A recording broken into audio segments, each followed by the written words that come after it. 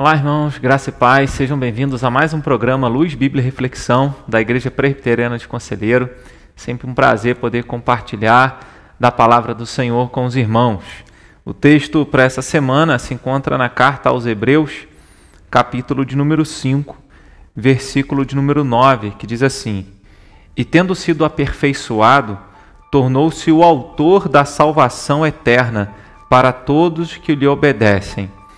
A palavra do Senhor nos ensina que Jesus ele se tornou o autor da nossa salvação. Isso tem muito a nos ensinar e a trazer paz para o nosso coração. É natural que o ser humano tente se salvar, tente resolver os seus próprios problemas por si mesmo, ou confiando na sua capacidade, confiando na sua força. Outros confiam em seus recursos financeiros, outros confiam no conhecimento, na ciência, na tentativa de socorrer a si mesmo e solucionar os seus próprios problemas. Mas a palavra de Deus nos ensina que existe um grande problema que nenhum de nós somos capazes de resolver e que só Jesus foi capaz de resolver, que era o problema da condenação eterna, o problema da ira de Deus, o problema dos nossos pecados, que nos afastam de Deus e nos torna alvos da ira de Deus, nos destinando ao inferno, nos destinando ao lago de fogo e enxofre. Se não fosse Jesus Cristo na nossa vida, nós estaríamos eternamente perdidos. Por isso, o autor aos Hebreus, ele fala que Jesus é o autor da salvação eterna. Então, ele tem uma salvação eterna para cada um de nós. Importante a gente pensar que essa salvação que Jesus conquistou através da fidelidade dele, a palavra de Deus, e através do sacrifício dele na cruz e através da ressurreição dele.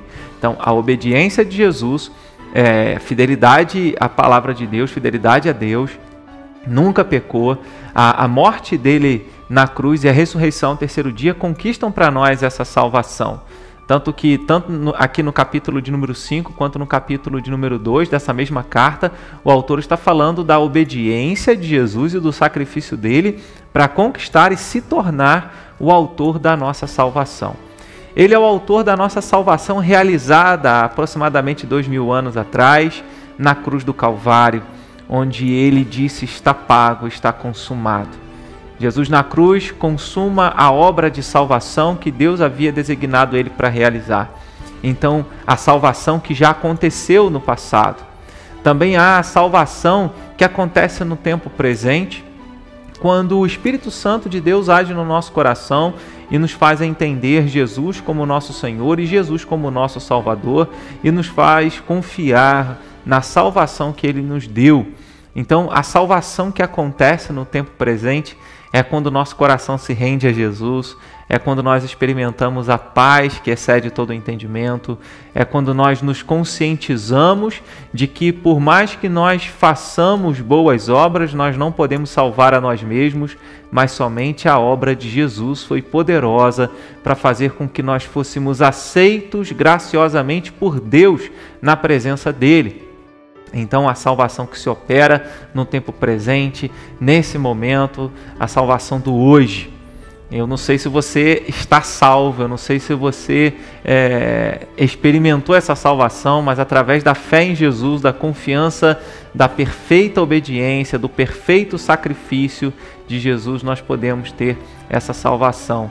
E essa salvação eterna aponta também para uma salvação, além da salvação no tempo passado, aquela na cruz, além da salvação do tempo presente, aquela quando nós nos conscientizamos do que Jesus fez, mas a salvação futura.